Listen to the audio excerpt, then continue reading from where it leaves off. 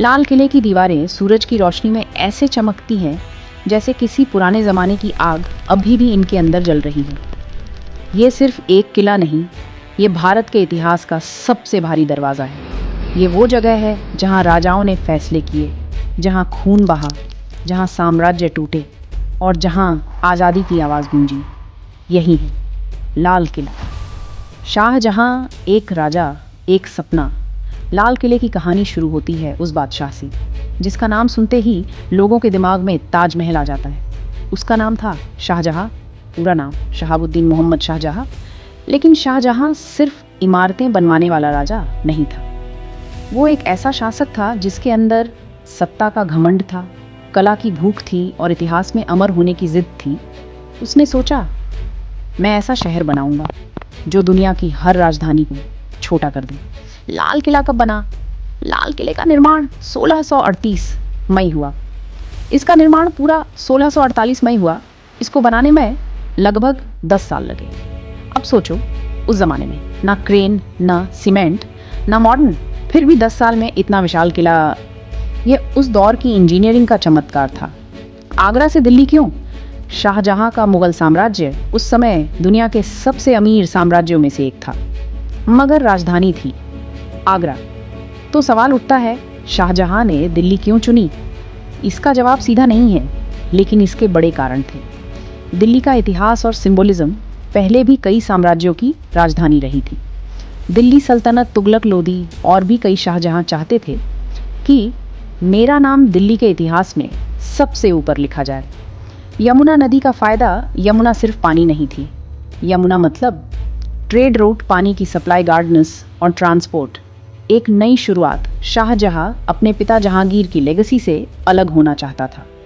वो चाहता था, मेरी राजधानी मेरी होगी, मेरा शहर मेरा होगा।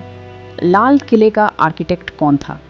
लाल किले का मुख्य आर्किटेक्ट माना जाता है उस्ताद अहमद लाहौरी, वही आर्किटेक्ट जिन्हें ताजमहल से भी जोड़ा जाता है। लाल किले के मुख्य दरवाजे, गेट्स। लाल किले में कई एंट्रेंसेस थे, लेकिन दो सबसे फेमस हैं। लाहौरी गेट।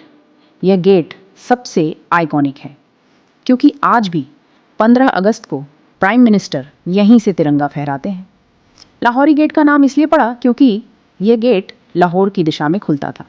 शाहजहाँ का असली मकसद, लोग सोचते हैं शाहजहाँ ने लाल किला सिर्फ रहने के लिए बनाया, लेकिन उसका असली मकसद यह नहीं था। उसका मकसद था पावर दिखाना, अपनी विरासत बनाना। दिल्ली को मुगल साम्राज्य का परमानेंट सेंटर बनाना था। शाहजहाँ चाहता था कि जब कोई विदेशी आए तो वो बस उसे एक चीज़ महसूस हो कि मुगल साम्राज्य को हराना नामुमकिन है। एक रहस्य, क्या शाहजहाँ को पता था? अब कहानी का ट्विस्ट, इतिहास में एक बहुत कड़वी सच्चाई है।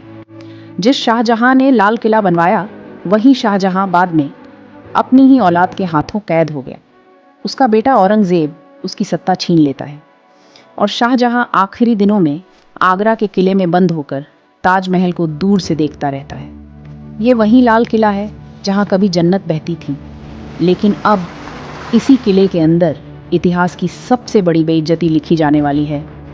शाहजहाँ के बाद मुगल ताकत का धीमा पतन शाहजहाँ के बाद आया औरंगज़ेब। औरंगज़ेब एक अलग किस्म का शासक था। औरंगज़ेब ने साम्राज्य को बहुत फैलाया, लेकिन एक बड़ी गलती भी की। उसने साम्राज्य को इतना फैला दिया कि कंट्रोल टूटने लगा। मुगल साम्राज्य क्यों कमज़ोर होने लगा? धीरे धीरे मराठा ताकत बढ़ने लगी, राजपूत अलग होने लगे, सिख शक्ति बढ़ी, अंदरूनी विद्रोह और अफगान / ईरानी हमले सब बढ़ते गए। और दिल्ली, जो कभी दुनिया की सबसे रिच सिटी थी, धीरे धीरे कमज़ोर हो गई। नादिर शाह का हमला, द डार्केस्ट डे।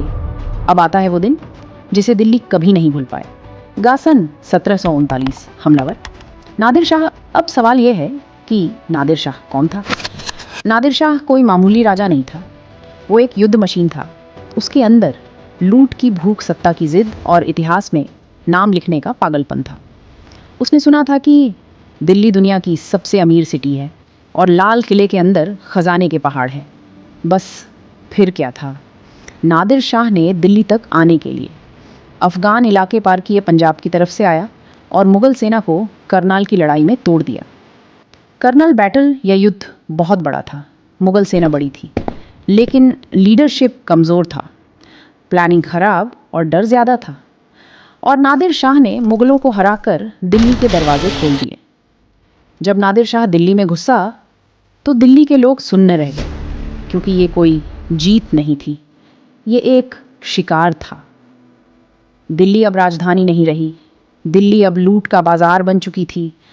कत्लेआम दिल्ली की सबसे काली सुबह, अब कहानी का सबसे दर्दनाक हिस्सा।